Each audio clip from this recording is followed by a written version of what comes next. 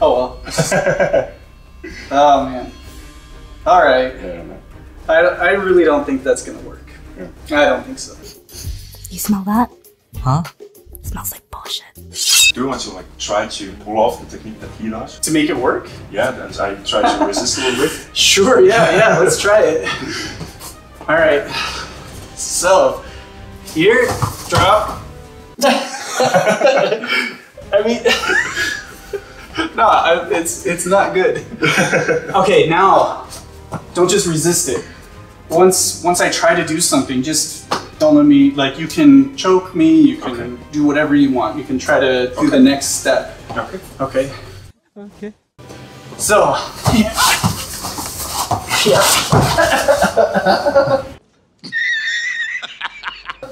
yeah, it just leads to bad situation. I really don't think it's a good position. And I mean, I think that proves it twice. If you're just resisting the technique itself, or if you're countering the technique. Well, look at what's right and what's wrong.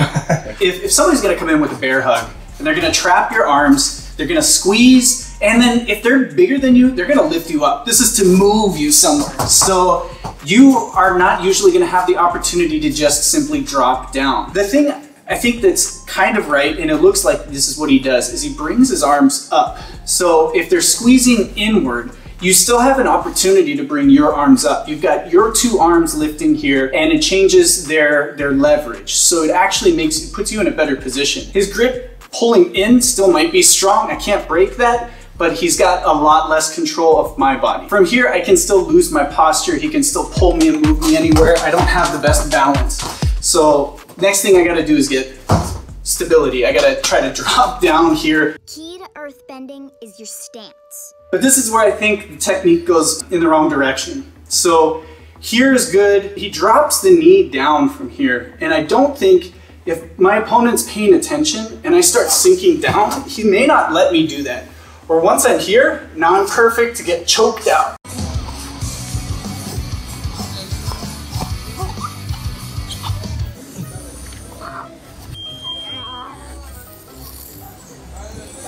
Yeah. What do you think?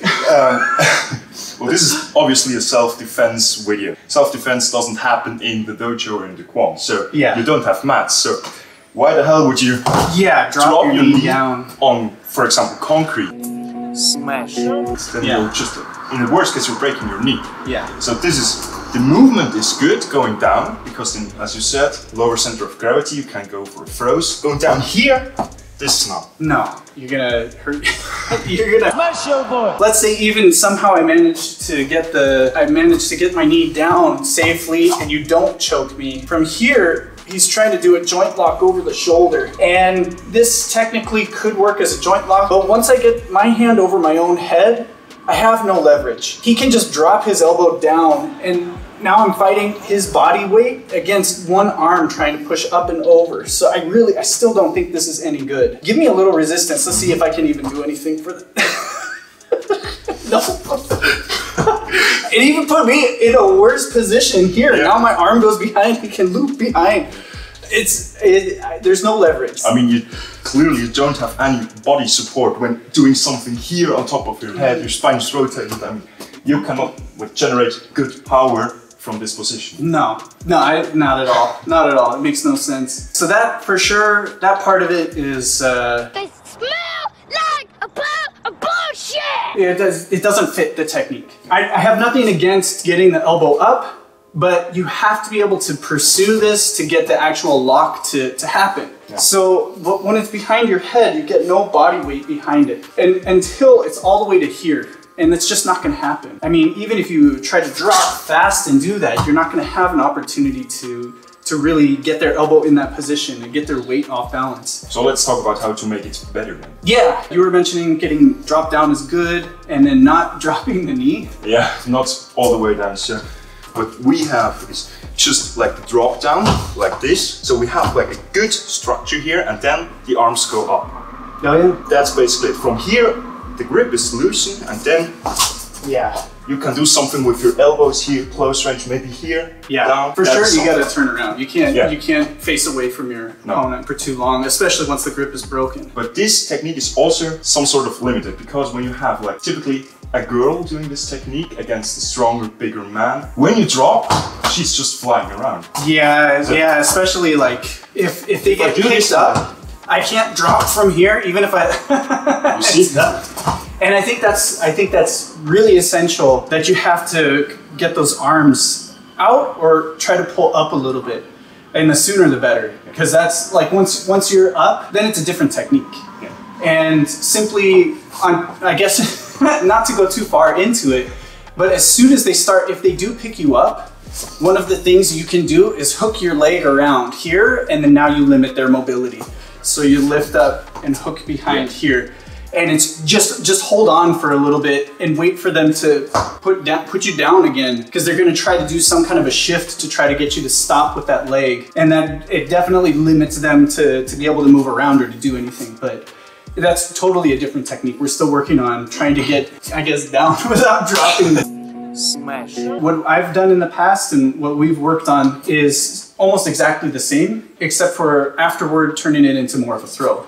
So when the person is behind, you still want to do kind of that same thing. You want to be able to drop down, get a base, and at least get the arm pressure off of you from down here so they're not able to lift you up. And then from there, if they have the grip, that's fine. I don't have an opportunity to get a good takedown from here to try to attack the leg. I still don't have the room to turn around yet. So from here, I'm just going to trap the arms in towards me. Now the leverage is not downward, it's just inward. And then I'm just gonna turn and try to bring you over the side here. Now, if I wanna be mean about it, as I'm turning, I'm gonna just let my feet up and drop my shoulder right onto you as I drop down. But again, inherently, there's an issue there. There's you know, I wanna make sure that I tuck my chin and turn my head to the side, because if I just keep looking at the ground while I'm going down, I have a chance of putting my face in the concrete as well. So there's that. I mean, there is the silly takedown that we can do depending on if the foot position is correct.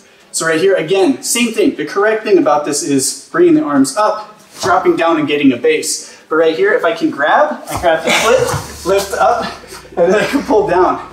You kind of like sit on the leg a little bit as you pull the foot up. But this is very particular, like, if you have to really find their foot, it's not worth it. But yeah, there's that opportunity as well.